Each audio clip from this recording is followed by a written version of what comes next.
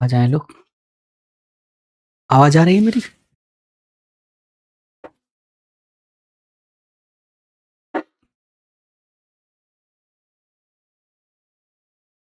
प्रगति जी, अंजना जी, नीरज सिंह जी, आवाज मेरी आ रही है तो कंफर्म कर दीजिएगा एक बार प्लीज आप लोग। आवाज मेरी अगर क्लियर है तो कंफर्म कर दीजिएगा एक बार, ठीक है? मेरी आवाज अगर क्लियर है तो कंफर्म कर दीजिए एक बार।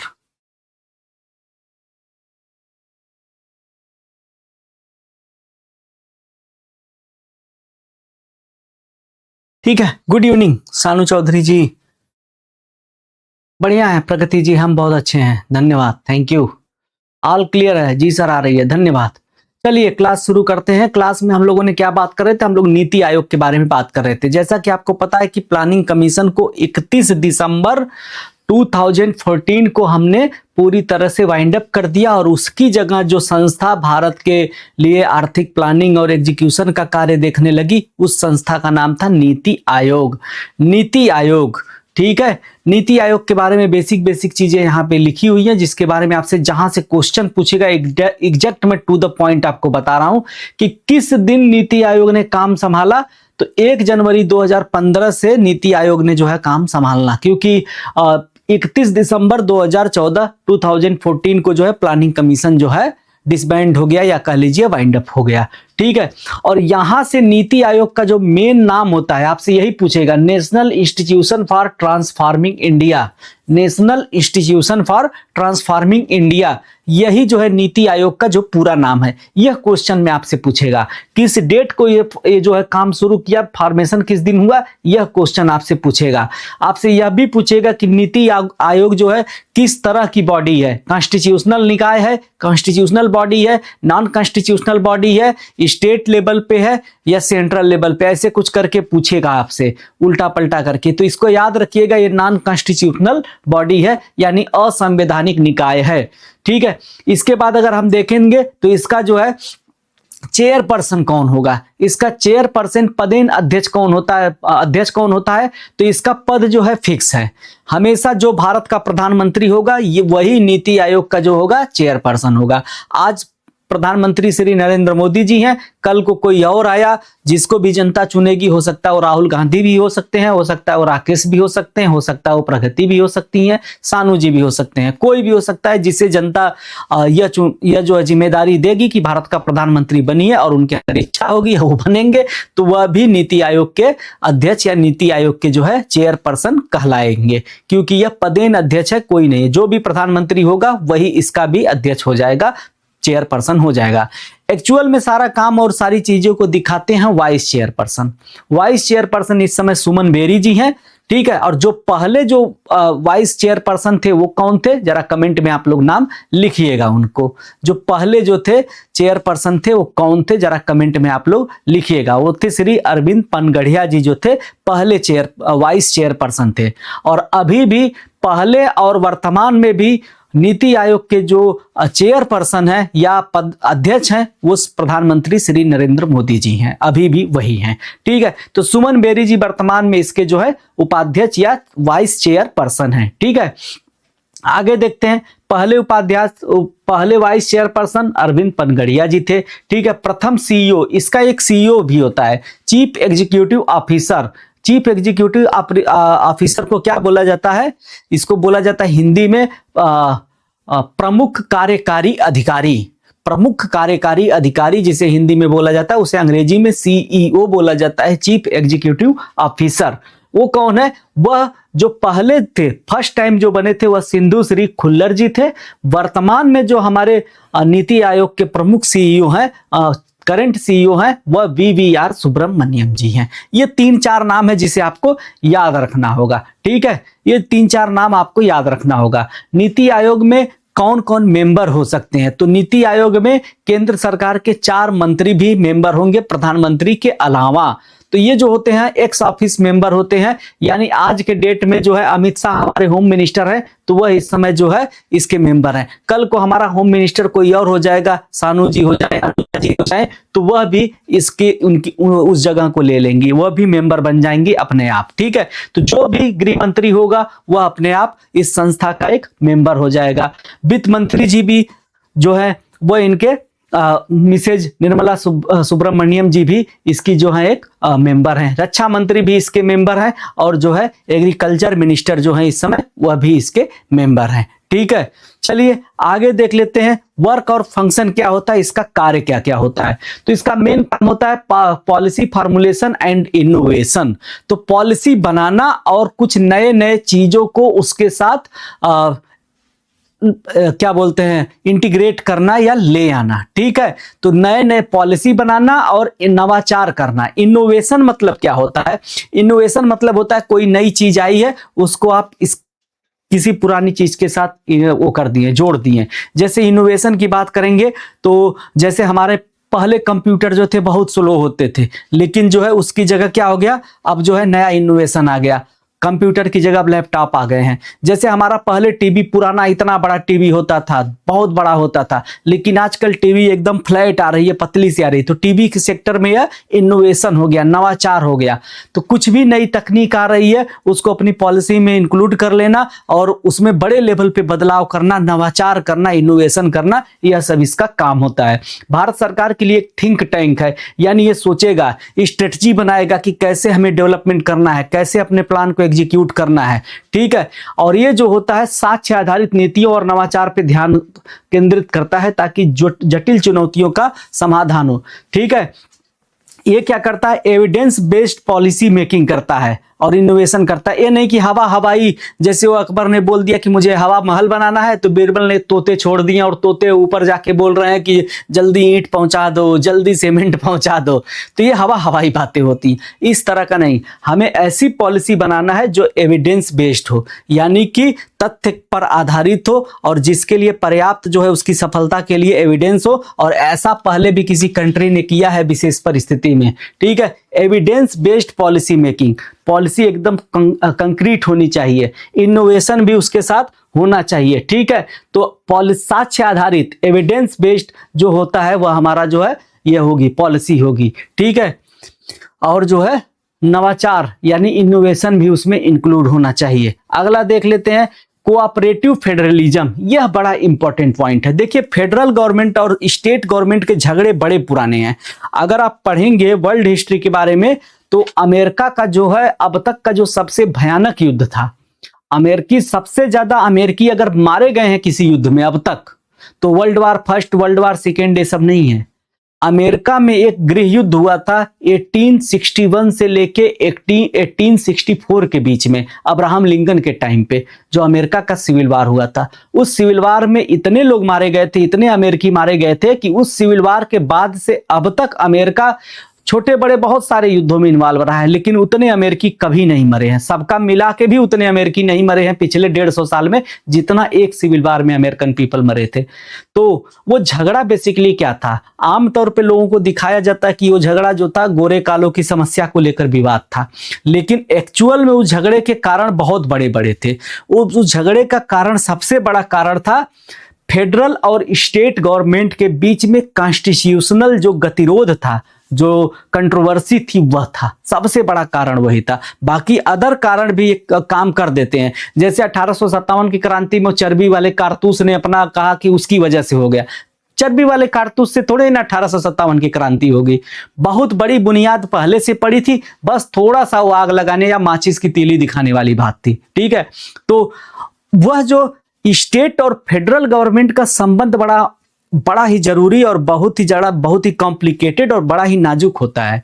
अगर सही तरीके से इसको हैंडल न किया जाए तो देश की इंटीग्रिटी खतरे में आ जाएगी, जो नेशन बिल्डिंग का कॉन्सेप्ट है वह खतरे में आ जाएगा। स्टेट और राज्य अगर एक दूसरे के साथ कोऑपरेशन नहीं कर पाएंगे तो हो सकता है हमारा देश ही टूट जाए। यह बहुत बड़ी चीज होती है। फेडरल गवर्नमेंट का जो है स्टेट गवर्नमेंट के साथ जो संबंध है बहुत ही बड़ी चीज होती है, और उसका सबसे बड़ा कारण जो हो जाता है वह हो जाता है फाइनेंस।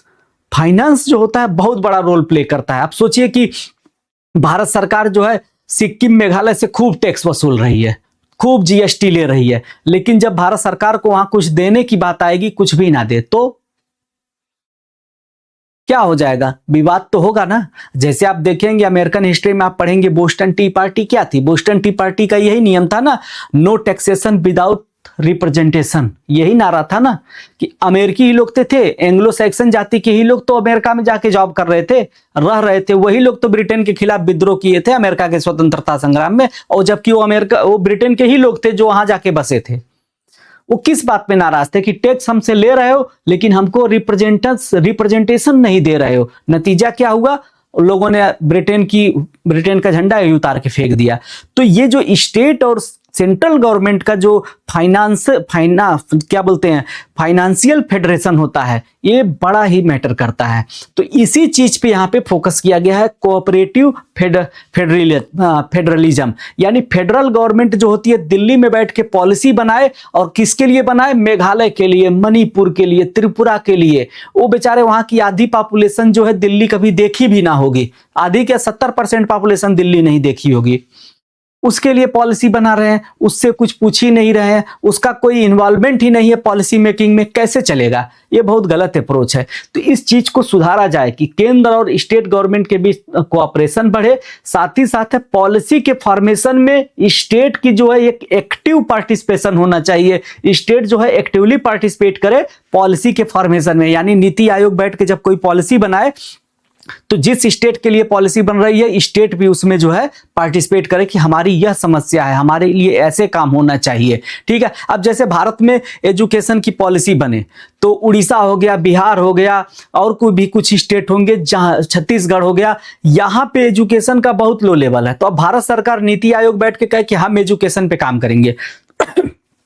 केरल गवर्नमेंट कहेगी कि हमारा एजुकेशन तो बहुत अच्छा है, हमको आपके इस एजुकेशन पॉलिसी से कुछ नहीं लेना है, हमारे लिए कुछ और कर दो, हमारे लिए बेहतर ट्रांसपोर्ट कर दो, हमारे लिए मेडिकल सेक्टर में कुछ एक्स्ट्रा कर दो, हमारे लिए जो है सिटी के लिए, सिटी अर्बनाइजेशन का जो कॉन्सेप्ट है उसके लिए कुछ, हमारे सिटी अर्बनाइजेशन के डेवलपमेंट के लिए, इंफ्रास्ट्रक्चर के लिए कुछ कर दो, हमारे टूरिज्म सेक्टर के लिए कुछ नई पॉलिसी ला दो। तो उसकी अलग डिमांड होगी। तो स्टेट की जब भागीदारी होगी तब पॉलिसी कहीं ज्यादा पारदर्शी, ट्रांसपेरेंट और इफेक्टिव, इफिशियंट होगी। इस बात को इसमें कहा जा रहा है कि कोऑपरेटिव फेडरलिज्म, यानी कि पॉलिसी मेकिंग में स्टेट की भी सक्रिय भागीदारी हो।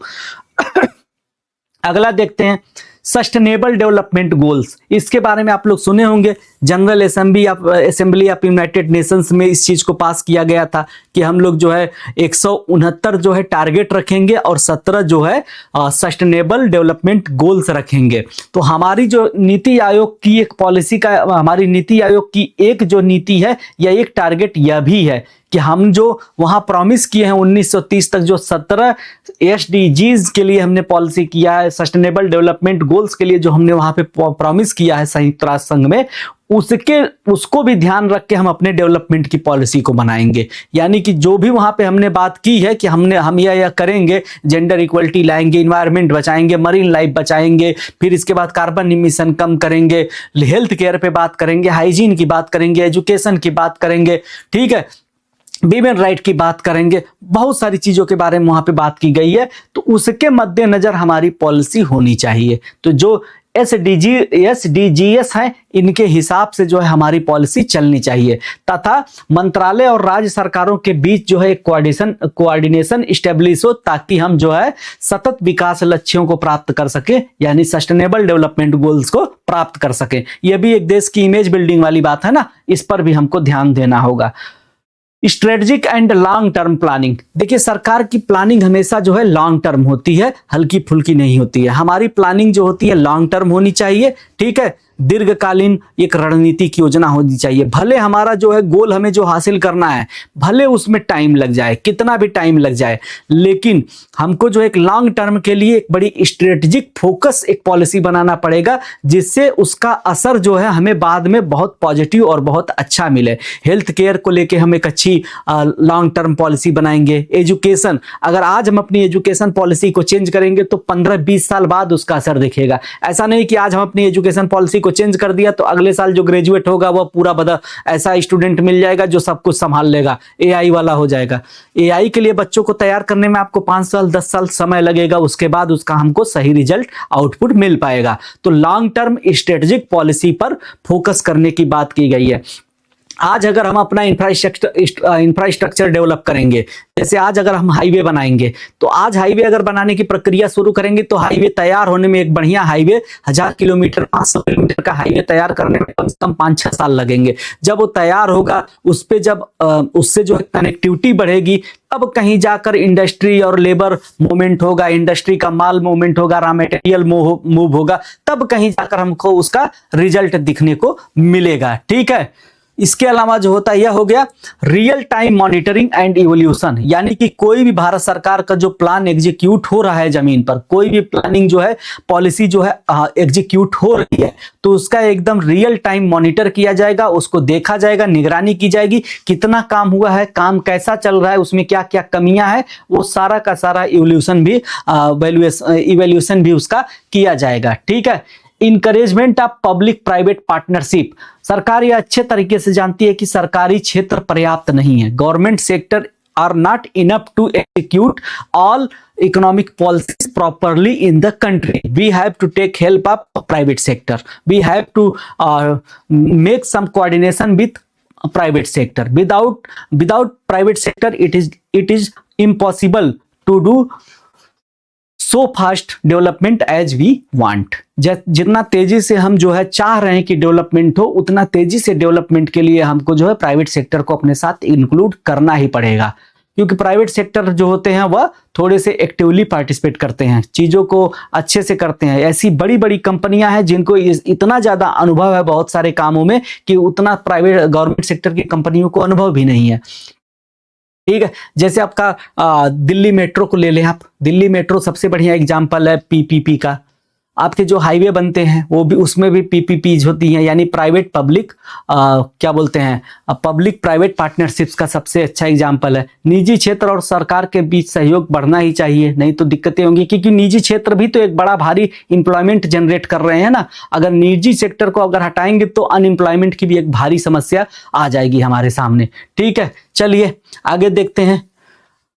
Capacity building and knowledge sharing, ये बड़ा इंपॉर्टेंट पॉइंट है। तो नीति आयोग ने कहा कि हम कोई भी पॉलिसी लाएंगे, कोई भी चीज लाएंगे, तो राज्य और केंद्र मंत्रालय, जो राज्य के जो मिनिस्ट्रीज हैं, जैसे भारत सरकार की जो ministry of information and technology है, वह स्टेट की जो अलग अलग मिनिस्ट्री हैं उनके साथ एक कोलैबोरेशन करेगी, यानी कि जो भी नॉलेज और इनोवेशन सेंट्रल गवर्नमेंट के पास होगा उसको जो है स्टेट गवर्नमेंट के लोगों को दिया जाएगा, ताकि वो भी उतना ही इफिशिएंटली काम कर सके। मान लेते हैं भारत सरकार का कोई मंत्रालय के कुछ एक टीम है टेक्निकल लोगों की, वो किसी विदेश में गई, कोई बढ़िया चीज की ट्रेनिंग लेकर आ गई, तो फिर वो भारत के अन्य स्टेट के लोगों को भी अपना नॉलेज शेयर करेगी, ताकि वो लोग भी अपना कार्य इफिशिएंटली कर सके। इसके लिए वर्कशॉप, सेमिनार और इस तरह की चीजों को डेवलप किया जाएगा, कुछ बेहतरीन ट्रेडिशन को डेवलप किया जाएगा, जिससे नॉलेज शेयरिंग हो और लोग ज्यादा इफिशिएंटली काम कर सकें। ठीक है, अगला देख लेते हैं, संसाधनों का अलोकेशन। यही तो सबसे बड़ी समस्या है, रिसोर्स अलोकेशन ही सबसे बड़ी समस्या है कि हम अपने रिसोर्सेस को किस काम पर जो है हम ज्यादा सबसे पहले और सबसे ज्यादा मात्रा में इन्वॉल्व करें या अलोकेट करें, क्योंकि रिसोर्सेज जो है हमारे पास सीमित होते हैं और हमारी जरूरतें जो होती हैं असीमित यानी अनलिमिटेड होती है।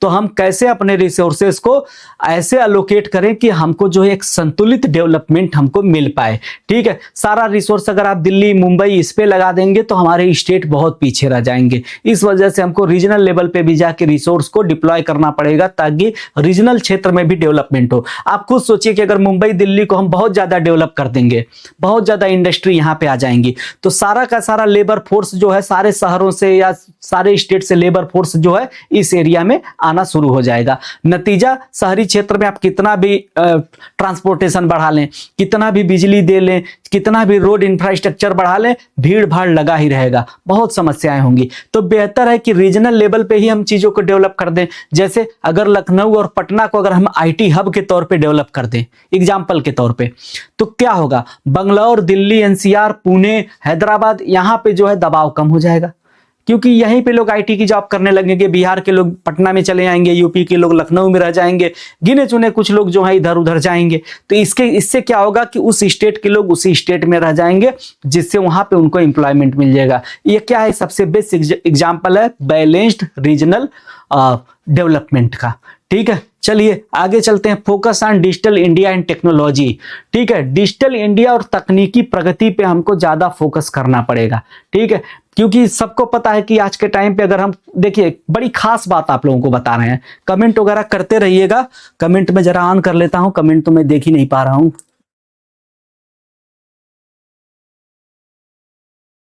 ठीक है, अब दिखा। ठीक है, तो क्या होता है भाई इसमें, क्या मैं बोल रहा था, मैं कुछ बोल रहा था, कुछ बोल रहा था मैं। हाँ, डिजिटल टेक्नोलॉजी की बात मैं कर रहा हूं। टेक्नोलॉजी की अगर हम बात करते हैं तो कोई भी टेक्नोलॉजी होती है और रिवर्स नहीं होती है। जैसे आज के दौर पे एआई है, अब आपको यह डिसाइड करना है कि एआई जो है हमें कैसे हेल्प करेगी। जैसे आप लोग जो है जिस सेक्टर में है, जुडिशियल सेक्टर में है, ठीक है, जुडिशियल सेक्टर में आपको पता है कि 5-6 करोड़ से ज्यादा केसेस जो है पेंडिंग पड़े हैं। 500-600 करोड़ से ज्यादा केसेस जो है पेंडिंग पड़े हैं। अगर इन केसेस का डिजिटलाइजेशन कर दिया जाए और एआई के जरिए कुछ सॉफ्टवेयर बनाए जाएं जिसमें सारा का सारा लॉ हो, सारा का सारा ऐसे पुराने केसेस के एग्जाम्पल हो जो इससे मिलते जुलते केसेस हो, वैसे केसेस के एग्जाम्पल हो, उनके फैसले हों, ठीक है, उसको जो है सर इस सब से क्वेश्चन पूछेगा, जो मैं आपको बता चुका हूं, पहले ही बता चुका हूं। नीति आयोग कब बना था, किस संस्था को रिप्लेस किया, कॉन्स्टिट्यूशनल बॉडी है कि नहीं है, इसके वर्तमान जो है सीईओ कौन है, वर्तमान जो है प्रेसिडेंट कौन है, वर्तमान वाइस प्रेसिडेंट कौन है, इसके मेंबर कौन कौन, भारत सरकार के कौन कौन से मंत्री इसके मेंबर हो सकते हैं, यही क्वेश्चन पूछेगा। ये तो बस कहानियां हैं, इसको बस आप पढ़ लीजिए, बस पढ़ने के लिए है, यहां से क्वेश्चन नहीं पूछने वाला है बहुत। तो ठीक है, तो टेक्नोलॉजी कभी रिवर्स नहीं होती। अगर लॉ के सेक्टर में इसको अप्लाई कर दें, सारे के सारे केसेस हम जो पेंडिंग केसेस है एक सॉफ्टवेयर में डाल दें, फिर उस सॉफ्टवेयर में हम ये भी डाल दें कि ऐसे जैसे मिलते जुलते केसेस हैं उनको अगर हम जोड़ दें तो क्या होगा। रोहित सर तो शायद करवा ही रहे हैं ना एमसीक्यूज की तो एक सीरीज चल ही रही है, उसको आप ज्वाइन करिए। थ्योरेटिकल थोड़ा सा पढ़ना पड़ेगा, ऐसे थोड़े ना कि एमसीक्यूज से आपका काम चलेगा। कहानियां थोड़ी जाननी पड़ेगी तभी तो एमसीक्यूज आप कर पाएंगे ना, ऐसे थोड़े ना होता है कि एमसीक्यूज करा देंगे वही एमसीक्यूज एग्जैक्ट आ जाएगा। भाषा बदल दिया तो थोड़ा कंसेप्ट अगर क्लियर रहेगा तभी आप उसको कर पाएंगे, नहीं तो दिक्कत हो जाएगी। चलिए, तो छोड़िए, जरूरी बात बता रहे थे, अब उसको कैंसिल करते हैं। तो नीति आयोग का मेन काम क्या होता है, नीति आयोग का जो फोकस होगा वह डिजिटल इंडिया पर ज्यादा होगा। जैसे जैसे टेक्नोलॉजी आएगी, डिजिटल चीजें होंगी, उसको अगर हम अपनी पॉलिसी मेकिंग में इंक्लूड कर लेंगे, उनको हम अपनी पॉलिसी में इंक्लूड कर लेंगे तो क्या होगा, इस चीज के जरिए क्या होगा, हमारी इफिशियंसी बढ़ जाएगी, हमारी क्षमता जो है का बढ़ जाएगी। जो भी पॉलिसी है, ठीक है, जो भी चीजें हैं, जो भी पॉलिसी अप्लाई की जाएगी उससे हमको बेहतर आउटपुट मिल पाएगा। ठीक है, तो आज पॉलिसी को प्रॉपरली एग्जीक्यूट करने के लिए एआई, डेटा एनालिसिस और दूसरी तकनीकों का इस्तेमाल किया जाता है। जैसे मैं एक इंटरव्यू दे रहा था, हमारे जो परिवहन मंत्री हैं श्री नितिन गडकरी जी, एक इंटरव्यू में वो बोल रहे थे कि अब मैं पेमेंट करने से पहले ये देखता हूं कि कॉन्ट्रैक्टर हाईवे कितना बनाया है, तो मैं उसको रिकॉर्ड रखता हूं कि इस महीने हाईवे जो है इतना मीटर बना है, अगले महीने इतना बन जाना चाहिए। तो इसके लिए मैं जो है सैटेलाइट से फोटो मंगवाता हूं, तो मिनिस्ट्री जो है उनकी सैटेलाइट से फोटो मंगवा लेती है और वो देखती है कि ये हाईवे अगर बन रहा है तो अभी तक कहां तक पहुंचा है। तो अपने ऑफिस में बैठे बैठे भारत में जितने हाईवे हैं सब पे एक साथ निगरानी रख पा रहे हैं। यह डिजिटल चेंज का ही नतीजा है कि निगरानी रखना आसान हो गया है, पॉलिसी सही तरीके से रन हो रही कि नहीं इसको एनालिसिस करना आसान हो गया है। तो ये सारी चीजों को भी हम इंट्रोड्यूस करेंगे अपनी पॉलिसी में, ताकि हम जो भी पॉलिसी ला रहे हैं वो अच्छे से एग्जीक्यूट हो जाए और हमको मैक्सिमम आउटपुट मिल जाए। ठीक है, promoting inclusive growth. Inclusive growth तो बड़ा कॉमन शब्द है, याद रखिएगा, सरकार का कोई भी काम होता है उसमें इंक्लूसिव शब्द जरूर रहेगा। फाइनेंस की नीति होगी, इंक्लूसिव फाइनेंशियल सिस्टम बनाएंगे, banking system inclusive banking system बनाएंगे, मेडिकल इंक्लूसिव मेडिकल सिस्टम देंगे, यानी कि सबको शामिल कर लेंगे। पॉलिसी ऐसी होगी कि भारत में कोई भी नहीं बचेगा, सबको अपने साथ जो है जोड़ते हुए चलेंगे। गरीबी, शिक्षा, स्वास्थ्य, जो बेसिक सामाजिक सोशल प्रॉब्लम है, इनका जो है इंक्लूसिव डेवलपमेंट के जरिए इनको हम मिनिमाइज करेंगे, इन समस्याओं को, और फैसिलिटीज को बढ़ाएंगे। संसाधनों और अवसरों का समान वितरण, यह बहुत इंपॉर्टेंट है। संसाधनों का, रिसोर्सेस का और अपॉर्चुनिटी का अगर इक्वल डिस्ट्रीब्यूशन नहीं होगा तो यह देश की जो सिस्टम है उसको क्रैश कर देगा। आप खुद सोचिए, 1947 के पहले देश गुलाम था तो क्यों था? अगर हिस्ट्री पढ़ेंगे तो आप यही बार बार सुनेंगे कि भारत में एकता नहीं थी। वो एकता क्यों नहीं थी? सवाल तो ये होता है ना, एकता आखिर क्यों नहीं थी? हिस्ट्री की किताब उसका जवाब नहीं देगी, उसका जवाब यहाँ पे मिलेगा, एडमिनिस्ट्रेशन की बुक्स में मिलेगा, उसका जवाब एडमिनिस्ट्रेटिव जो बुक्स होती हैं वहां पे मिलेगा, इकोनॉमिक्स में मिलेगा उसका जवाब। क्योंकि उस समय मेजॉरिटी ऑफ पॉपुलेशन को सिस्टम में कोई मुख्य धारा में भागीदारी ही नहीं थी, तो उसे कोई मतलब ही नहीं था, देश डूबे चाहे रहे, हमें क्या फर्क पड़ता है, आज ये राजा है कल वो राजा बनेगा, आज ये अदरक की तरह कूट रहा है दूसरा आएगा वो भी कूटेगा, हमें क्या फर्क पड़ता है। तो जनता का यह अप्रोच है, जनता का जो बिलोंगिंग ही नहीं था देश के साथ। तो उसी लिए ये शब्द जो है बार बार इस्तेमाल किया जाता है, इंक्लूसिव। इंक्लूसिव मतलब है कि देश की जनता को गरीबी बेरोजगारी इससे तो हम मुक्ति देंगे ही देंगे, लेकिन देश की जनता वो अटैचमेंट भी महसूस करे कि ये हमारा देश है, हम इसके पार्ट हैं, हम मुख्य धारा से जुड़े हैं। इसीलिए भारत सरकार जो है हमेशा अवसर के समानता की बात करेगी, रिसोर्स के डिस्ट्रीब्यूशन की समानता की बात करेगी, सबको इक्वल एजुकेशन की बात करेगी। यही जो चीज है, इसी चीज से जनता को सरकार अपने से जोड़कर रखना चाहती है, ताकि जनता के मन में देश के प्रति बिलोंगिंग पैदा हो, लगाव पैदा हो और वो बना रहे। ठीक है, तो ये ओवरऑल जो होता है हमारा जो है नीति आयोग की मेन पॉलिसी थी, जिसके ऊपर हम बात कर चुके हैं। क्वेश्चन कहां से आएगा? नीति आयोग ने किस संस्था को रिप्लेस किया, नीति आयोग किस डेट से काम करना शुरू किया, गठन कब हुआ, नीति आयोग के पहले जो है प्रेसिडेंट कौन थे, नीति आयोग के कौन जो है पहले वाइस प्रेसिडेंट थे, नीति आयोग के जो है पहले सीईओ कौन थे, और सेम वर्तमान सीईओ कौन है, वर्तमान प्रेसिडेंट कौन है, वर्तमान वाइस प्रेसिडेंट कौन है, भारत सरकार के कौन कौन से मंत्री नीति आयोग के मेंबर होते हैं। ये सब क्वेश्चन बेसिकली आपसे पूछा जाएगा नीति आयोग में। इससे ज्यादा आपसे कुछ भी नहीं पूछा जाएगा, जिसको मैंने करा दिया। अभी मैं जो करा रहा हूं ये 15-20 मिनट समय बर्बाद करने वाली बात थी, अगर लॉजिकली बात करूं, एग्जाम के दृष्टिकोण से बात करूं। लेकिन ये पूरी कहानी है, जानते रहेंगे तो कहीं से भी ऑप्शनल कुछ भी पूछेगा तो आप अंडरस्टैंडिंग अपना कॉमन सेंस यूज करके क्वेश्चन को बना लेंगे, क्योंकि हर क्वेश्चन कोई भी टीचर आपको नहीं बता सकता। ईमानदारी वाली बात मैं कर रहा हूं, क्योंकि कॉन्सेप्ट नहीं क्लियर है तो आप क्वेश्चन के साथ टैकल नहीं कर पाएंगे। सीधा आंसर आएगा, सीधा मार देंगे, कर लेंगे, लेकिन टैकल करना होगा तो आपको अपना दिमाग थोड़ा सा वहां लगाना पड़ेगा। उसके लिए थोड़ा सा अपने वर्सेटाइल होना पड़ेगा थोड़ा सा, तो वर्सेटाइल होने के लिए ही तो आप आए हैं, और क्या। चलिए आगे देखते हैं। फाइनेंस कमीशन, देखिए फाइनेंस कमीशन, यहां पे बड़ी बड़ी बातें कही गई हैं। ठीक है, फाइनेंस कमीशन में अगर मैं बात कहूं तो फाइनेंशियल फेडरलिज्म का सबसे बेहतरीन एग्जांपल है ये। जो बेसिकली मैं थोड़ा सा बात करना इस पे चाहूंगा कि एक किताब आई थी, the provincial finance in British rule, ऐसे करके एक किताब थी डॉक्टर अंबेडकर की, और उस पे उन्होंने थीसिस लिखी थी। और कोलंबिया यूनिवर्सिटी के बड़े फेमस प्रोफेसर हैं, पूरी दुनिया में उनका नाम है, R.S. स्लिगमैन नाम है उस प्रोफेसर का, बहुत फेमस इकोनॉमिस्ट हैं वो। उन्होंने जब उस किताब को पढ़ा तो उन्होंने बड़ा फेमस कमेंट उस पे दिया कि ये जो है ब्रेकिंग पाथ कर रही है, ये किताब जो है ब्रेकिंग पाथ कर रही है, मतलब रास्ते को एकदम जो है चीजों को एकदम तोड़ मरोड़ के अच्छे से, मतलब बहुत जबरदस्त तरीके से एक्सप्लेन कर दे रही है। क्या एक्सप्लेन कर रही है कि गवर्नमेंट का जो फाइनेंशियल सिस्टम है वो कैसा होना चाहिए, गवर्नमेंट का जो financial system specially related to state, province और सेंट्रल गवर्नमेंट, फेडरल गवर्नमेंट के बीच में फाइनेंशियल सिस्टम कैसा होना चाहिए, उस पे वो किताब लिखी गई थी। उसमें बहुत सारी चीजें लिखी गई हैं, और शायद उस पे जो है प्रोफेसर स्लिगमैन का सबसे बेहतरीन कमेंट यही था कि यह बुक जो है अब तक स्टेट और फेडरल के बीच में जो संबंध है, फाइनेंशियल संबंध है, उस पे किया गया सबसे बेहतरीन काम है। और वही किताब जो है आपको भारत में फाइनेंस कमीशन ला कर देगी। तो फाइनेंस कमीशन अपने आप में बड़ी यूनिक चीज है, यह वही दिखाती है कि स्टेट और राज्य के बीच में फाइनेंस का कैसा रिश्ता हो। अब ठीक ऐसे इसको समझ लीजिए कि पापा है, पापा एक भाई को ज्यादा पैसे दे रहे हैं, दूसरे भाई को कम दे रहे हैं, और लड़की को तो कह रहे तुम्हें थप्पड़ मारेंगे, तुम तो दूसरे घर जाना है, तुमको हम कुछ नहीं देंगे। अब क्या होगा, ये तीनों बच्चों में आपस में क्या होगा, तीनों बच्चों में पापा से अलग अलग होगा, कुछ किसी की अपेक्षाएं ज्यादा होगी, किसी की नाराजगी ज्यादा होगी। नतीजा क्या होगा, पापा से कुछ लोग असंतुष्ट रहेंगे और कुछ अगर कुछ जो है कुछ लोग बहुत ज्यादा खुश भी रहेंगे। तो यह एक सही अप्रोच नहीं है। ठीक है, तो फाइनेंशियल फेडरलिज्म बड़ा इंपॉर्टेंट है, फाइनेंशियल फेडरलिज्म बहुत इंपॉर्टेंट है। यहाँ पे भारत सरकार को क्या होता है ना कि सरकार यहाँ पे खेल करती है, बहुत ध्यान से सुनिएगा इस बात को। अगर आप जाएंगे उसमें मेरे ख्याल से जो है एक क्या चीज है इसमें जो क्या नाम है इसका है, छोड़िए अभी बात करते हैं इसके बारे में। एक एक चीज के बारे में बात करते हैं।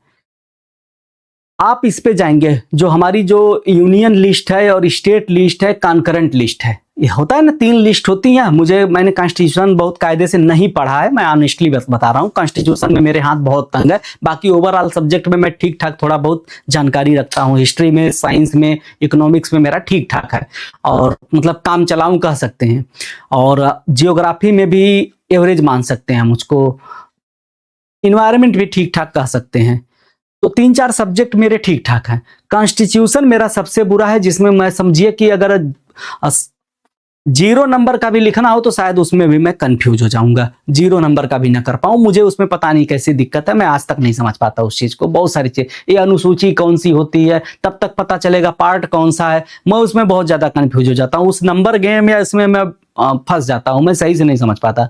तो इसी वजह से मैं कॉन्स्टिट्यूशन कभी नहीं पढ़ाया, ना मैं उसको पढ़ने में मेरा इंटरेस्ट है, ना पढ़ाने में इंटरेस्ट है। बाकी और में मैं डील कर लेता हूँ। हिस्ट्री वगैरह तो अलग लेवल पे है मेरी, हिस्ट्री तो बहुत अलग लेवल पे है, ठीक है। तो हिस्ट्री तो मैं शायद आप लोगों को कभी नहीं पढ़ाया हूँ, एक भी बैच मैंने टारगेट फॉर IQ में हिस्ट्री नहीं पढ़ाया है। तो क्या नाम है, क्योंकि यहाँ पे अदर टीचर हैं हिस्ट्री के, रोहित सर भी हिस्ट्री पढ़ा लेते हैं, सत्येंद्र सर भी पढ़ा लेते हैं, तो कभी मुझसे मेरी जरूरत भी नहीं पड़ी। तो कॉन्स्टिट्यूशन में आप देखेंगे कि जो यूनियन लिस्ट है उसमें बड़ा क्लियरली कुछ चीजों के बारे में कहा गया है कि इनकम टैक्स जो है कौन वसूलेगा, सेंट्रल गवर्नमेंट लेगा। करेंसी इश्यू करने का राइट किसके पास होगा, वो भी सेंट्रल गवर्नमेंट का है, ठीक है, वो भी सेंट्रल गवर्नमेंट के पास है। करेंसी इश्यू भी यही करेंगे, इनकम टैक्स भी वही लेंगे, मेजर जो टैक्सेशन कस्टम ड्यूटी जो आ रही है वो भी यही लेंगे। अब तमिलनाडु की सरकार थोड़ी ना कहेगी कि समुद्र से जो ट्रेड हो रहा है उस पर हम कस्टम ड्यूटी लेंगे।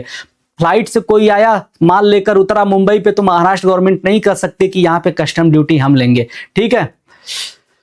तो ये जो है बहुत सारी चीजें हैं। एंशिएंट हिस्ट्री में कहाँ कुछ है, एंशिएंट हिस्ट्री में क्वेश्चन कहाँ कहाँ से पूछते हैं किसी रोज बता देंगे आपको बेसिकली।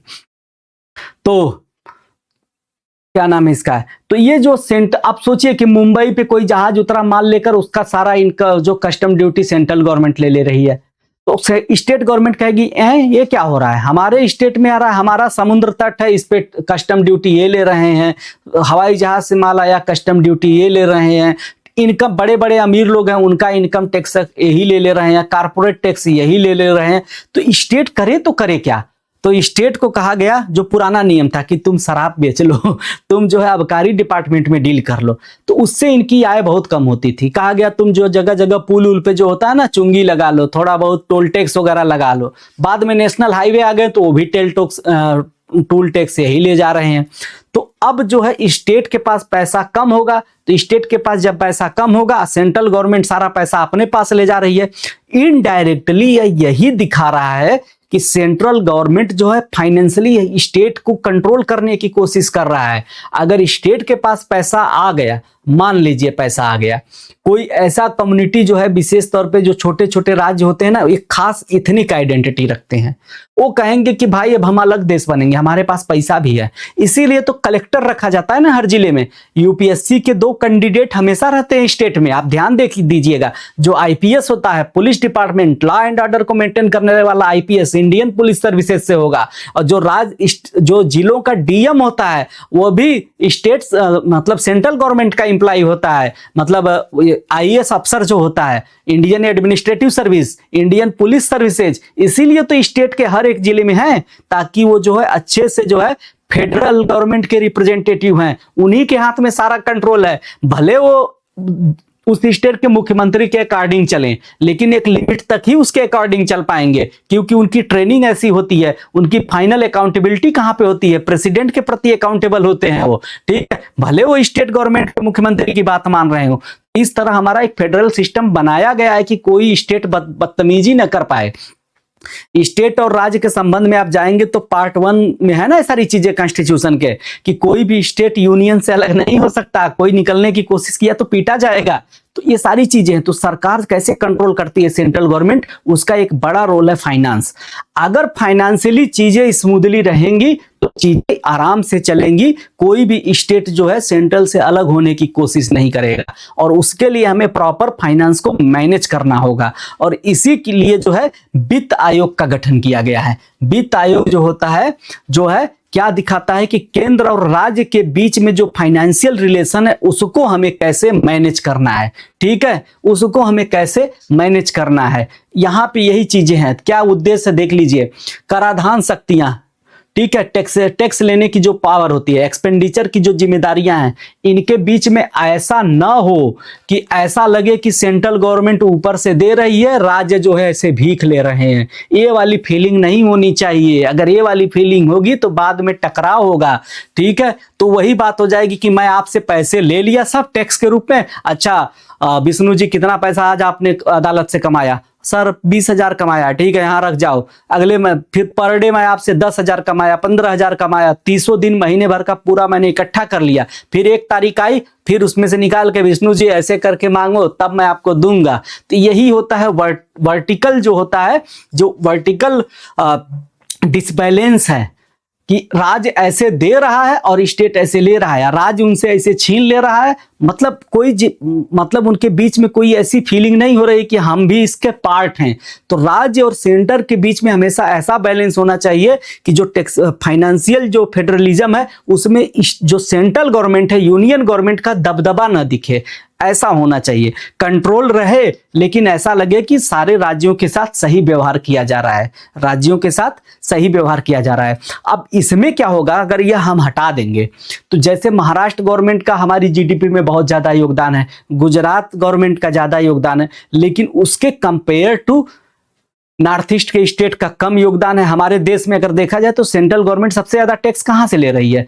हरियाणा से ले लेगी, पंजाब से ले लेगी, दिल्ली से ले लेगी, गुजरात से ले लेगी, महाराष्ट्र से ले लेगी। और सबसे कम टैक्स कलेक्शन कहां से होगा? नॉर्थ ईस्ट के स्टेट से होगा, उड़ीसा से होगा।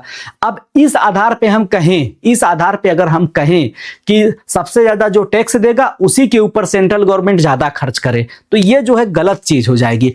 कायदे से देखा जाए तो स्टेट गवर्नमेंट इस पे विरोध जता सकता है कि हम ज्यादा कंट्रीब्यूट कर रहे हैं लेकिन हमें कम मिल रहा है। ठीक है, आपको कम मिल रहा है लेकिन आपको दूसरे तरीके से हम फैसिलिटेट करेंगे। वहां अभी पैसे की जरूरत जो है छत्तीसगढ़ के डेवलपमेंट के लिए ज्यादा जरूरी है, तो वहां पे हम ज्यादा पैसा डालेंगे।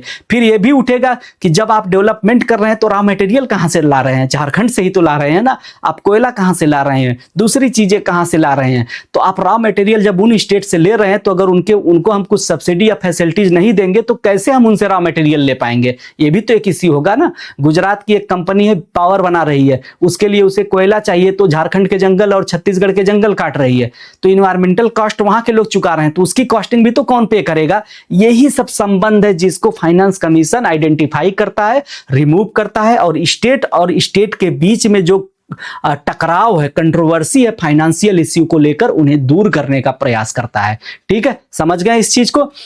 वित्त आयोग का कर्तव्य क्या होता है? जो फाइनेंस कमीशन होता है, फाइनेंस कमीशन जो होता है आर्टिकल 280 के तहत, भारत के संविधान के आर्टिकल 280 के तहत जो है बनाया जाता है। ठीक है, ये राज्यों के बीच जो स्टेट और मतलब संघ, फेडरल गवर्नमेंट और राज्यों के बीच, दो स्टेट के बीच फाइनेंशियल डिस्प्यूट हो, ठीक है, और सेंट्रल गवर्नमेंट और स्टेट गवर्नमेंट के बीच में डिस्प्यूट हो, दोनों तरह के डिस्प्यूट को जो है रिजॉल्व करता है। उनके बीच में जो है जो रेवेन्यू को लेके झगड़ा होता है उसे भी सॉल्व करने में मदद करता है। ठीक है, अब यहां पे देखिए कि वित्त आयोग को बनाया गया है भारत के संविधान 280 के आर्टिकल के तहत, आर्टिकल 280 के तहत इसको बनाया गया है। अब यहां से एक सवाल यह उठेगा कि क्या फाइनेंस कमीशन जो है कॉन्स्टिट्यूशनल बॉडी है? तो अब यहां पे आपको पूरा जवाब इसका मिल गया कि बिल्कुल यह एक कॉन्स्टिट्यूशनल बॉडी है। इसका जिक्र आपके संविधान में भी है और हर बार कहा गया है कि 5 साल के लिए एक जो है वित्त कमीशन बनाया जाएगा जो भारत की पूरी फाइनेंशियल कंडीशन को एनालिसिस करेगा, फाइनेंशियल एक्सपेंडिचर को एनालिसिस करेगा, फाइनेंशियल रिसिप्ट को एनालिसिस करेगा, स्टेट और स्टेट के बीच जो फाइनेंस को लेकर झगड़ा है उसे रिजॉल्व करेगा, स्टेट और सेंट्रल गवर्नमेंट के बीच में जो फाइनेंस को लेकर इश्यू हो रहे हैं उसे रिजॉल्व करेगा। जिस स्टेट को जितना फाइनेंस की जरूरत है किसी पर्टिकुलर काम के लिए, सोशल वेलफेयर के लिए, उतना फाइनेंस उसे अलोकेट करने की जिम्मेदारी इसकी है। अब जैसे बंगाल की गवर्नमेंट का दे मुझे 10,000 करोड़ चाहिए सेंट्रल गवर्नमेंट से, तो सेंट्रल गवर्नमेंट बोलेगी कहां है, तुमको काहे चाहिए? तो कहेगा कि बस ऐसे ही चाहिए, हमको चाहिए तो चाहिए, हम कुछ नहीं जानते, तो कहेगा भाग जाओ यहां से। लेकिन वही बंगाल में कोई भयानक तूफान आ जाए, कोई भयानक बीमारी फैल जाए, कोई ऐसा क्राइसिस हो जाए कि वहां पे भूकंप आया, पूरा बड़ा बड़ा महानगर ही ढह गए हैं, तब वो कहे कि मुझे 10,000 करोड़ चाहिए क्योंकि मेरे हर एक जिले में सैकड़ों लोग मरे हैं, दर्जनों बिल्डिंगें ढह गई हैं, पूरी राजधानी बर्बाद हो गई है भूकंप से, तो मुझे फिर से रिकंस्ट्रक्शन करना है, तो मुझे 10,000 करोड़ दे दीजिए। सेंट्रल गवर्नमेंट कहेगी finance commission you will decide. Finance commission और दूसरी टीम जाएंगी वहां पे, मैनेज करेंगी, उनकी डिमांड को समझेंगी, अगर उन्हें लगेगा कि 10,000 करोड़ देना चाहिए तो दे देंगे, क्योंकि वहां पे उस स्टेट को जरूरत है। तो यही सब फाइनेंस कमीशन का बेसिक काम है। तो फाइनेंस कमीशन का गठन के लिए ये जो है आर्टिकल 280 के तहत ये क्वेश्चन आपसे पूछा जाएगा। आर्टिकल 280 के तहत जो होता है फाइनेंस कमीशन को बनाया जाता है, इसका गठन किया जाता है, ऑर्गेनाइज किया जाता है, राष्ट्रपति के आदेश से किया जाता है। फाइनेंस कमीशन जो होता है इसमें कौन कौन शामिल होते हैं, इसका अधिनियम है 1951 का, इसमें एक इसका अध्यक्ष होगा जो पब्लिक मैटर में जो होता है एक्सपर्ट होता है, पब्लिक के मामले में पब्लिक सेक्टर का एक्सपर्ट होता है, यानी कि जो है ठीक है। इसके अलावा इसके 4 सदस्य और होते हैं। एक हाई कोर्ट का कोई न्यायाधीश होगा जो रह चुका हो या हो, जिसे राष्ट्रपति नियुक्त करेंगे। सरकारी वित्त और खातों का यानी पब्लिक फाइनेंस एंड अकाउंट का एक एक्सपर्ट जो है नॉलेजेबल पर्सन हो। फाइनेंशियल मैटर और एडमिनिस्ट्रेशन में बहुत ही जबरदस्त एक्सपीरियंस रखने वाला पर्सन हो, या कोई इकोनॉमिक्स का अच्छा प्रोफेसर या नॉलेजेबल पर्सन हो। इस 4 बंदों को रखा जाता है, उनकी एलिजिबिलिटी के आधार पर फाइनेंस कमीशन में उन्हें मेंबर बनाया जाता है, और वो लोग अपना ये टास्क पूरा करते हैं, फाइनेंस कमीशन के सारे काम को देखते हैं। ठीक है, चलिए यह हो गया, यहां तक ही हो गया। फाइनेंस कमीशन की सिफारिशों का क्रियान्वयन राष्ट्रपति के आदेश द्वारा संघीय करों और अनुदानों के वितरण से संबंधित सिफारिशें इस श्रेणी में आती हैं। ठीक है, राष्ट्रपति जो होते हैं, राष्ट्रपति ऑर्डर पास करेंगे, यानी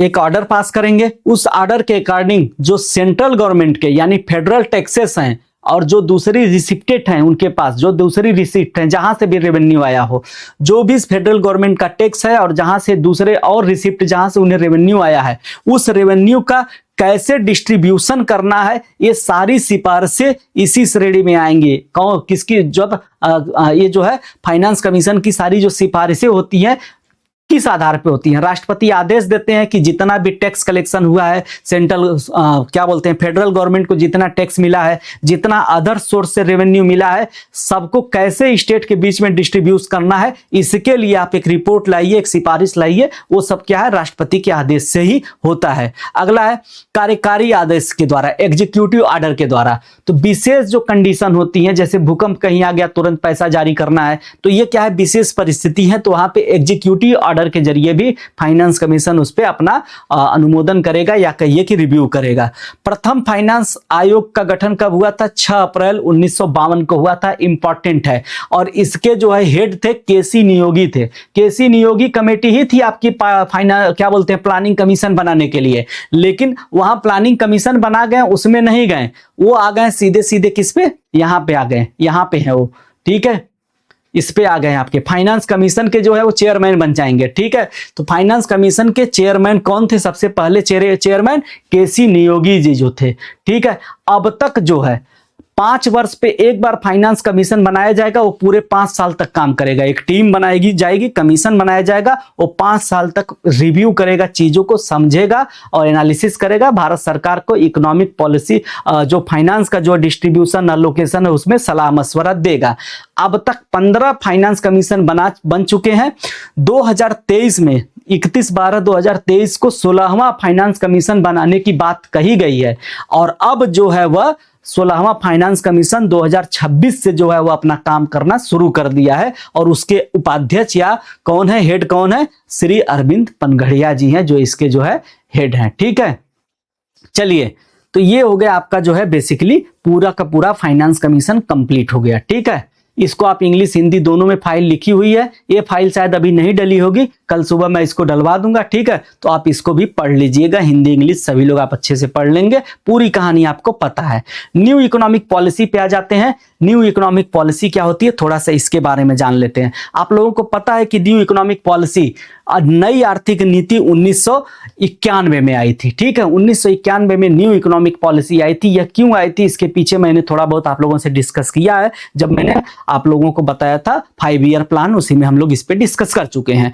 न्यू इकोनॉमिक पॉलिसी में क्या था बेसिकली कि 1990 तक आते आते भारत की अर्थव्यवस्था पूरी तरह से खराब हो चुकी थी। कुछ गल्फ में वार था जिससे प्राइस राइजिंग हो गया, महंगाई बढ़ गई, हमारा पेमेंट नहीं हो पा रहा था, जो भी हम चीजें इंपोर्ट कर रहे थे उसकी पेमेंट नहीं कर पा रहे थे।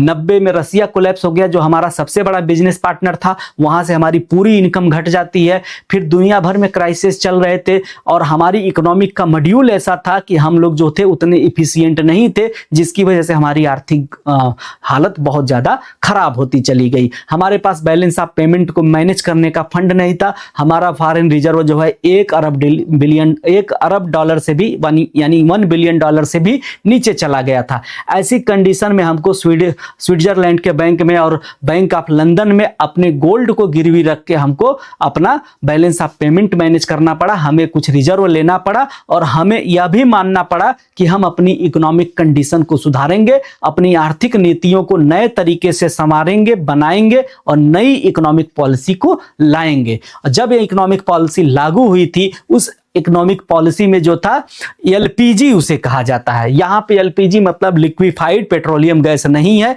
यहां पे एलपीजी का मतलब लिबरलाइजेशन, प्राइवेटाइजेशन और ग्लोबलाइजेशन होता है। और उस समय जब यह नीति लाई गई थी तो 24 जुलाई 1991 को यह नीति लाई गई थी, न्यू आर्थिक नीति। यह हमारे देश में एक बड़ा इकोनॉमिक रिफॉर्म है जिसने पूरे भारत का जो है भविष्य अब आने वाले टाइम में बदल देगा। भारत का पूरा भविष्य बदल जाएगा। भारत की जीडीपी पूरी तरह से, जीडीपी में सर्विस सेक्टर का जबरदस्त योगदान हो जाएगा। उस समय हमारे पास 1991 में $1 बिलियन नहीं था, आज हमारे फॉरेन रिजर्व में 701 बिलियन है। 700 बिलियन डॉलर से ऊपर है हमारे आज फॉरेन रिजर्व में। तो हमने इतना कुछ अचीव किया है। आज हम दुनिया की 5वीं बड़ी इकोनॉमी बन गए हैं, ठीक है। तीसरी बड़ी इकोनॉमी तो बन चुके हैं, ठीक है। नॉमिनल जीडीपी में हम तीसरी सबसे बड़ी इकोनॉमी बन गए हैं। 4.5 ट्रिलियन डॉलर की इकोनॉमी हो गए हैं, ठीक है। चलिए देखते हैं इसमें क्या क्या है।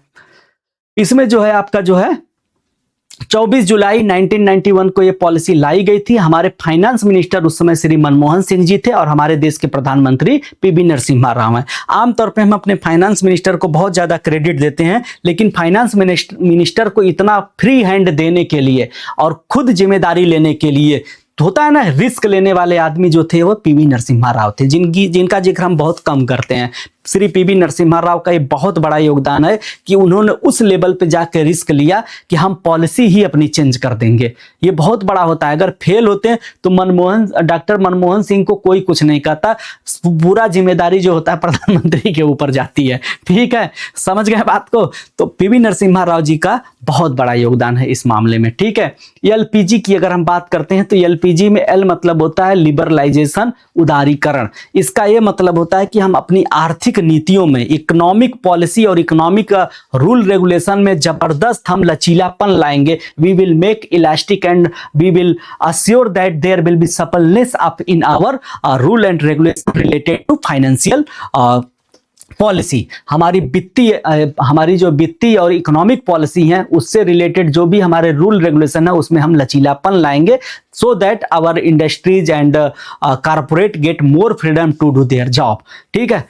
ऐसा इसलिए किया गया ताकि कारपोरेट और निजी क्षेत्र हैं, उद्योग धंधे हैं, इंडस्ट्रीज हैं, काम मर्चेंडाइज हैं, सबको प्रॉपर जो है काम करने का अवसर मिल सके।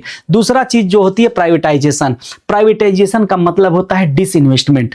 अब ध्यान से सुनिएगा जो मैं आपको बताने जा रहा हूं, बहुत इंपॉर्टेंट बात है। एक टर्म होता है डिसइन्वेस्टमेंट, इसको याद रखिएगा, डिसइन्वेस्टमेंट, ठीक है। अब जैसे अगर आप कोई कंपनी खोलेंगे तो आप उस कंपनी में क्या करेंगे, इन्वेस्टमेंट करेंगे। भाई चलो राकेश सर, ठीक है, कोंडा रेड्डी, चलो मैं भी, पुष्पा भाऊ भी 4% का पार्टनर है तुम्हारा, यानी 4% का इन्वेस्टमेंट किसका है, पुष्पा भाऊ का है। अब पुष्पा भाऊ को अच्छा नहीं लग रहा था वहां काम करना, पुष्पा भाऊ को अपने पैसे चाहिए थे। पुष्पा भाऊ ने मंगल सीनू को अपना 4% दे दिया। तो कोंडा रेड्डी के साथ जो उन्होंने कंपनी बनाया था, अब उसका उन्होंने 4% का डिसइन्वेस्टमेंट कर दिया, अपना इन्वेस्टमेंट किसी और को दे दिया और मंगल सीनू से पैसा ले लिया। चंदन का व्यापार कोंडा रेड्डी चला रहा है, मंगल सीनू चलाएंगे, पुष्पा भाऊ अपना पैसा लेके निकल गया। समझ गए? 4 टके का जो पार्टनर था, 4% हिस्सेदारी थी। तो डिसइन्वेस्टमेंट का मतलब होता है कि जब आप पैसा लगाएंगे, ठीक है, हाँ कल से यही करेंगे, कल से यही करेंगे खुशबू जी, जब आप पैसा लगा देंगे, ठीक है, तो आपने इन्वेस्ट किया, और डिसइन्वेस्टमेंट का मतलब होता है कि आपने पैसा निकाल लिया। तो यहां पे निजीकरण का यह मतलब है कि 1990 के पहले, before the 1990, there was a huge number of public sector companies which are totally under the control of the government of India। तो भारत सरकार के कंट्रोल में वो कंपनी थे। most of money invested in these companies are belong to government। ठीक है, भारत सरकार से सारा पैसा जो था इन्वेस्ट किया गया था, भारत सरकार से था। भारत सरकार ने कहा कि हमारे पास वैसे भी पैसा नहीं है, जैसे हमने इन्वेस्ट कर दिया सोना में, हमारे पास पैसा नहीं है तो सोना बेच दिया। सोना कोई भी ले ले, हमको तो पैसा मिलना चाहिए। हमने गया दुकान पे, हमने बेचा, अब वो दुकानदार उस सोने का कुछ भी करे, हमें नहीं पता, हमें तो अपने पैसे मिल गए, बात खत्म। तो डिसइन्वेस्टमेंट का मतलब यही होता है, जो पब्लिक सेक्टर की कंपनी है उसके शेयर को सरकार जो है बेच देगी। ठीक है, सरकार बेच देगी। यही कहलाता है, क्या कहलाता है? निजीकरण। निजीकरण का मतलब होता है पब्लिक सेक्टर की कंपनियों में, पब्लिक सेक्टर में प्राइवेट सेक्टर का इन्वॉल्वमेंट बढ़ेगा। जैसे ही सरकार जो है अपने शेयर को बेचना शुरू करेगी, लोग खरीदेंगे, जनता खरीदेगी, बड़ी बड़ी कंपनियां भी खरीदेंगी। ठीक है, बड़ी बड़ी कंपनियां भी वो शेयर ले लेंगी। यही कहलाता है डिसइन्वेस्टमेंट।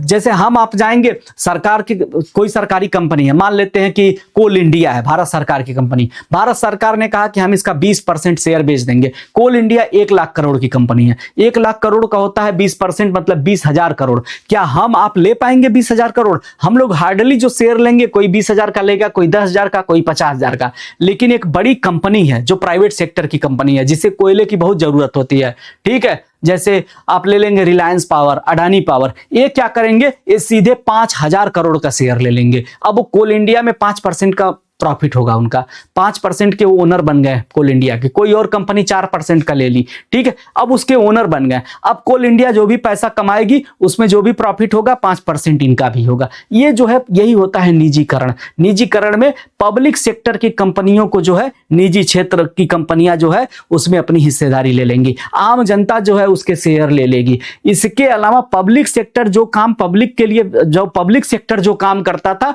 उसकी जगह प्राइवेट सेक्टर के भी लोगों काम करना शुरू करेंगे। जैसे एक टाइम पे जो था, संचार और कम्युनिकेशन में बीएसएनएल चलता था, लेकिन समय बीता, दूसरी कंपनियां भी आके अपना टेलीकॉम सर्विस देने लगी। बात अलग है कि पूरा कंट्रोल अभी भी सेंट्रल गवर्नमेंट के पास ही होता है, लेकिन उसमें जो है सर्विस प्रोवाइडर के रूप में सेंट्रल गवर्नमेंट अपनी हिस्सेदारी कम कर दी, कंट्रोल नहीं कम की है। क्योंकि ये जो है दूरसंचार और कम्युनिकेशन आपका यूनियन लिस्ट का शायद विषय है, आप सर्च करिएगा इसके बारे में, तो वहां पे जो है नियंत्रण है सरकार का, पूरा नियंत्रण है, ऐसा नहीं है। लेकिन जो पब्लिक को सर्विस देने वाली बात है, पैसा कमाने वाली बात है, अब बीएसएनएल अपने हाथ सीमित कर लिए। दूसरे जो है प्लेयर वो भी आके वही काम कर रहे हैं जो पब्लिक सेक्टर की कंपनियां कर रही थी। जैसे अगर आप देखेंगे ट्रांसपोर्टेशन में, पहले रोड बनाना सरकार का काम था, अब सरकार टेंडर दे देती है पब्लिक सेक्टर, प्राइवेट सेक्टर की कंपनियां, जैसे आपका जेपी कारपोरेशन है, जेपी इंफ्रास्ट्रक्चर, वो भी आके करता है। ठीक है, तो प्राइवेट सेक्टर का कंपनियों का भी इन्वॉल्वमेंट हो जाता है गवर्नमेंट सेक्टर के काम में। जो पहले गवर्नमेंट काम करती थी, वो अब प्राइवेट कंपनियां भी वो काम करने लगेंगी। यही निजीकरण होता है। ग्लोबलाइजेशन बड़ा यूनिक कॉन्सेप्ट है। ग्लोबलाइजेशन में हम देखते हैं 2 तरह के देश हमारे सामने आते हैं। एक वो देश है जिनके पास टेक्नोलॉजी है, जिनके पास पैसा है, लेकिन उनके पास रॉ मटेरियल नहीं है, वो और उनके पास जो है लेबर फोर्स नहीं है। दूसरे तरफ वो देश हैं जिनके पास खूब पॉपुलेशन है, खूब रॉ मटेरियल है, लेकिन उनके पास पैसा या कैपिटल की कमी है, और साथ ही साथ जो है टेक्नोलॉजी की कमी है। तो यहाँ एक नया कॉन्सेप्ट आता है ग्लोबलाइजेशन। ग्लोबलाइजेशन में जो दुनिया के ऐसे देश जिनके पास टेक्नोलॉजी है, पैसा है, वो कहते हैं कि हम जो है आउटसोर्स करेंगे। हमको जो उन देशों तक पहुंचना है जहां पॉपुलेशन ज्यादा है, मार्केट बड़ा है, हम उन देशों में अपना माल बेचेंगे, और हम उन्हीं देशों में अपना माल बनवाएंगे भी, क्योंकि वहां लेबर सस्ता है, वहां रॉ मटेरियल सस्ता है।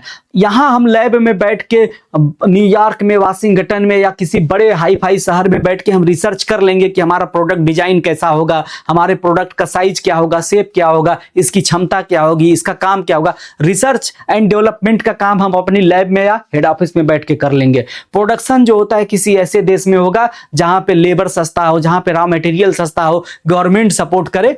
यह क्या कॉन्सेप्ट था? यह ग्लोबलाइजेशन का कॉन्सेप्ट था। ग्लोबलाइजेशन का कॉन्सेप्ट यह भी करता है कि एक अमीर देश से जो है इन्वेस्टमेंट गरीब देश यानी ऐसे देश में जाएगा जहां पे लेबर सस्ता है और जो है रॉ मटेरियल सस्ता है। तो फ्लो ऑफ जो है टेक्नोलॉजी एंड कैपिटल का फ्लो जो होगा फर्स्ट ईयर कंट्री से थर्ड ईयर कंट्री की तरफ होगा, और जो लेबर का और जो है रॉ मटेरियल का फ्लो होगा वो थर्ड ईयर कंट्री से फर्स्ट क्लास कंट्री की तरफ होगा। यही ग्लोबलाइजेशन है। यहां माल बना पूरी दुनिया में बिक रहा है। इन्वेस्टमेंट एफडीआई के तौर पे फॉरेन डायरेक्ट इन्वेस्टमेंट के नाम पे एक देश से दूसरे देश में इन्वेस्टमेंट होगा। एक देश का माल, एक देश का ब्रांड पूरी दुनिया में बिकेगा। यही ग्लोबलाइजेशन है। मल्टीनेशनल कंपनियां होंगी जो अब अपने ही देश में नहीं रहेंगे, पूरी दुनिया में अपनी ब्रांचेस खोलेंगी। पेप्सिको जो है पूरी दुनिया में अपने प्लांट लगा ली है। भारत में भी उसके बहुत सारे प्लांट हैं जहां पेप्सी बनती है। पूरी दुनिया में पेप्सी बिक रही है। अमेरिका की कंपनी है। मैकडोनाल्ड का जो क्या बोलते हैं बर्गर है, पूरी दुनिया में उसकी चेन खुली है। हर एक बड़े शहरों में मैकडोनाल्ड का अपना रेस्टोरेंट खुला है। उसकी चेन पूरी दुनिया में है। हर जगह बिजनेस चल रहा है। क्या है? यही ग्लोबलाइजेशन है। एक जो प्रोडक्ट ग्लोबल था, एक जो प्रोडक्ट एक लोकल प्रोडक्ट था, उसको पूरे ग्लोब पे फैला दिया गया, पूरी दुनिया में फैल गया। और यह पॉसिबल कैसे हुआ? यह पॉसिबल हुआ इंफॉर्मेशन टेक्नोलॉजी से। अगर आईटी इंडस्ट्री और इंटरनेट नहीं होता तो यह पॉसिबल नहीं हो पाता। संभवतः अगर आईटी और इंफॉर्मेशन टेक्नोलॉजी नहीं होता तो यह भी सब नहीं होता। ठीक है, चलिए, नई आर्थिक नीति का मुख्य उद्देश्य क्या है? बस थोड़ा सा ही बचा है, ज्यादा नहीं है, बस इतना ही है। ठीक है,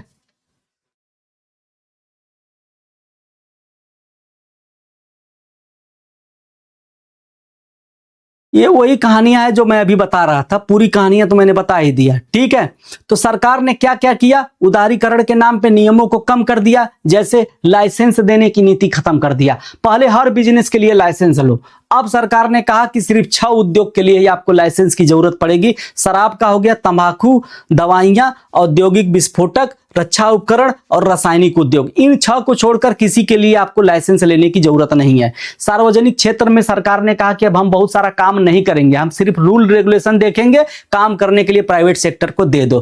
प्राइवेट सेक्टर की कंपनियों में डिसइन्वेस्टमेंट हो गया। यही सारी कहानियां तो मैं बता रहा था। ग्लोबलाइजेशन में अभी आपको बता ही दिया। आयात निर्यात बढ़ गया। एक देश से माल दूसरे देश में जाने लगा। एफडीआई के जरिए फॉरेन इन्वेस्टमेंट अलाउ कर दिया गया। ठीक है, देशों के साथ वस्तु, सेवा, तकनीक और पूंजी का एक्सचेंज होने लगा। यही सारी चीजें तो मैं अभी आपको बता रहा था। ये तो मैं ऐसे बोले जा रहा था।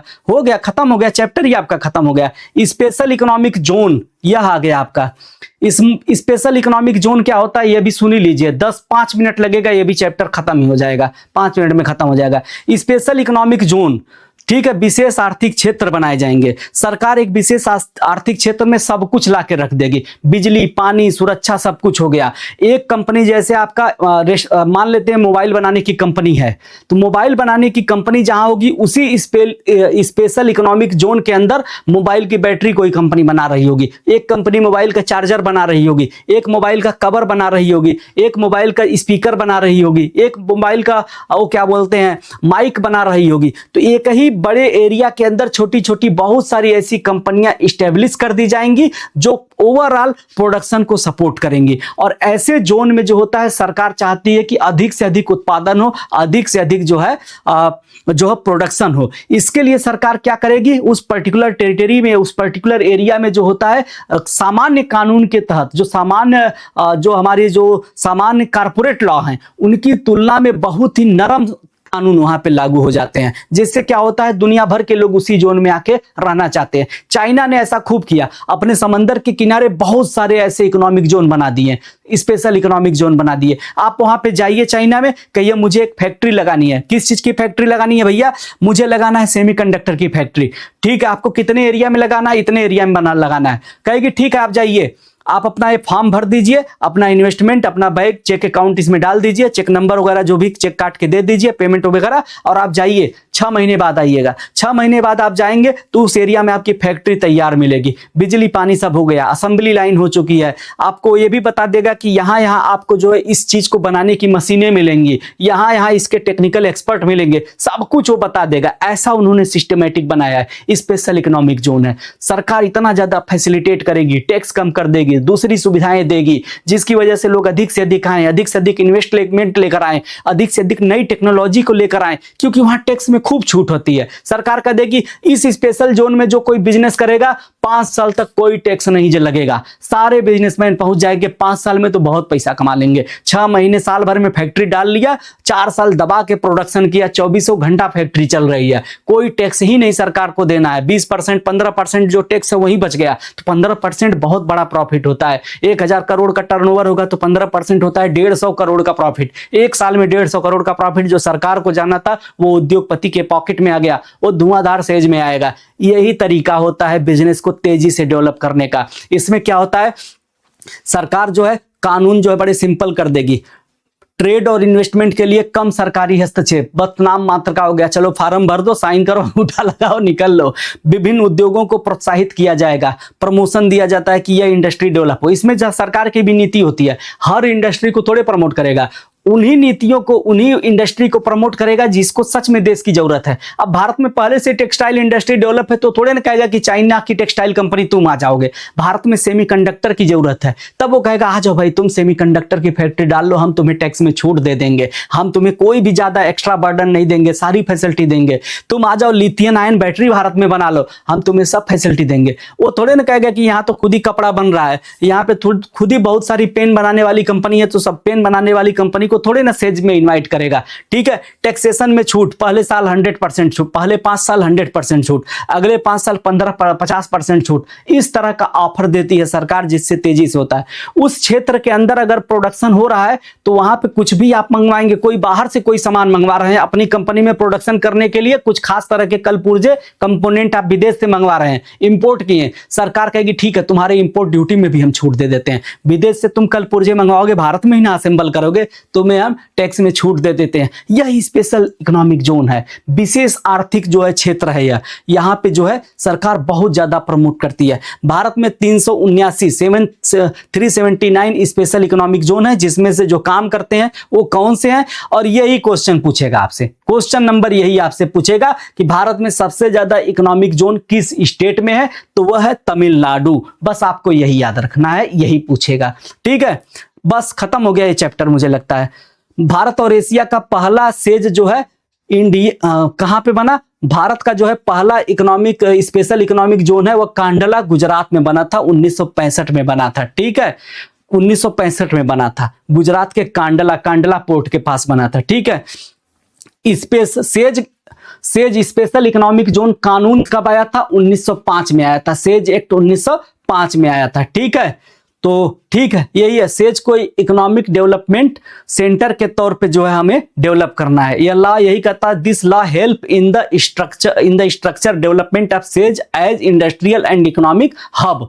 ठीक है, निर्यात को बढ़ावा देना, विदेशी इन्वेस्टमेंट को अट्रैक्ट करना, नौकरी बढ़ाना, एम्प्लॉयमेंट बढ़ाना, इकोनॉमिक और इंडस्ट्रियल डेवलपमेंट को जो है स्पीड अप करना, यही सेज के मेन पर्पज होते हैं। कहानी खत्म हो गई, बस यही सेज भी आपका कवर हो गया। अब अगला चैप्टर हम लोग कल करेंगे, जिसमें हम आरबीआई, बैंकिंग सिस्टम, आरबीआई की policy, monetary policy, fiscal policy, inflation, इन सब चीजों पे हम लोग चर्चा करेंगे। ठीक है, तो आज के लिए हम लोग यहीं पे रुक जाते हैं और इतना ही रहने देते हैं। अब तक के लिए धन्यवाद, टेक केयर, नमस्ते, गुड नाइट सभी लोगों को। ठीक है, सेज एक्ट 2005 में पास हुआ। पहला सेज जो है एशिया और भारत का बना कांडला पोर्ट के पास गुजरात में, और भारत में सबसे ज्यादा सेज कहां पे है, तमिलनाडु में। यही 3 क्वेश्चन है जो मेन आपको पकड़ना है। बाकी कुछ भी पूछेगा तो आप अंडरस्टैंड करके समझ के लिख लेंगे, उसमें कुछ भी नहीं है, पूरी कहानी आप जान ही चुके हैं। तो मिलते हैं कल हम लोग। ठीक है, धन्यवाद, गुड नाइट सभी लोगों को।